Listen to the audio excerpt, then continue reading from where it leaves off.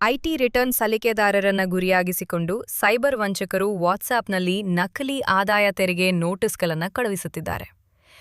ITD.gp ಎಂಬ file download ಮಾಡಿದ ತಕ್ಷಣ ಫೋನ್ಗೆ ಮಾಲ್ವೇರ್ ಪ್ರವೇಶಿಸಿ ಬ್ಯಾಂಕಿಂಗ್ OTP ಹಾಗೂ ರಹಸ್ಯ ವಿವರಗಳನ್ನು ಕದಿಯುತ್ತದೆ.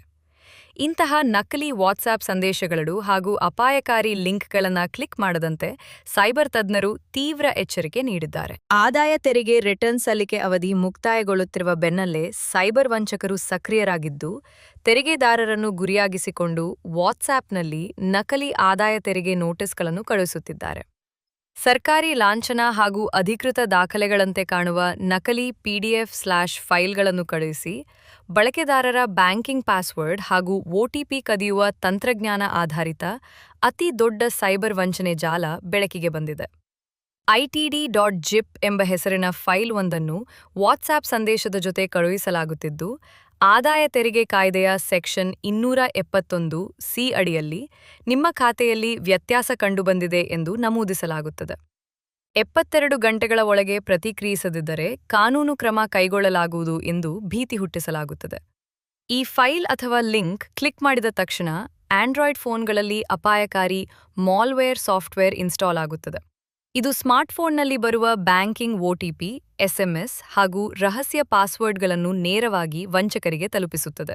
ಆದಾಯ ತೆರಿಗೆ ಇಲಾಖೆಯ ಅಧಿಕೃತ ವೆಬ್ಸೈಟ್ ರೀತಿಯಲ್ಲೇ ಕಾಣುವ ಪೋರ್ಟಲ್ಗಳನ್ನು ಸೃಷ್ಟಿಸಿ ಅಲ್ಲಿ ಪಾನ್, ಆಧಾರ್ ಹಾಗೂ ಬ್ಯಾಂಕ್ ಖಾತೆಯ ವಿವರಗಳನ್ನು ನಮೂದಿಸುವಂತೆ ಪ್ರಚೋದಿಸಲಾಗುತ್ತಿದೆ. ಸೈಬರ್ ತಜ್ಞರು ನೀಡಿದ ಮುನ್ನೆಚ್ಚರಿಕೆ ಹಾಗೂ ಸಲಹೆಗಳು: 1.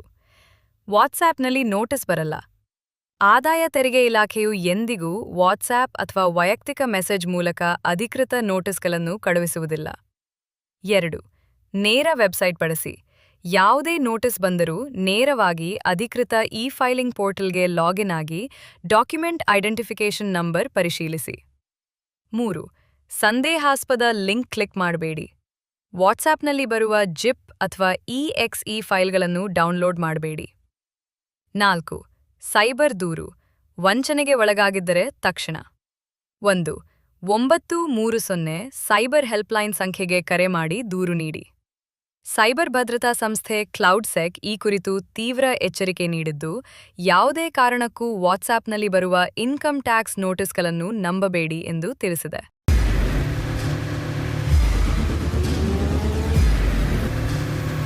ಪ್ರಜಾಮಾರ್ಗ ನ್ಯೂಸ್, ಇದು ಜನಸಾಮಾನ್ಯರ ಧ್ವನಿ. ನಮಸ್ಕಾರ. ನೀವು ನೋಡ್ತಾ ಇದ್ದೀರಾ ಪ್ರಜಾಮಾರ್ಗ ನ್ಯೂಸ್. ರಾಷ್ಟ್ರದ ರಾಜ್ಯದ ರಾಜಕೀಯದ ಬಗ್ಗೆ ಹೆಚ್ಚಿನ ಸಿನಿಮಾ ಅಪ್ಡೇಟ್ಗಳಿಗಾಗಿ ಫಸ್ಟ್ ಲೈಕ್ ಮಾಡಿ, ಸಬ್ಸ್ಕ್ರೈಬ್ ಆಗಿ, ಹಾಗೆ ಫಾಲೋ ಕೂಡ ಮಾಡಬೇಕು.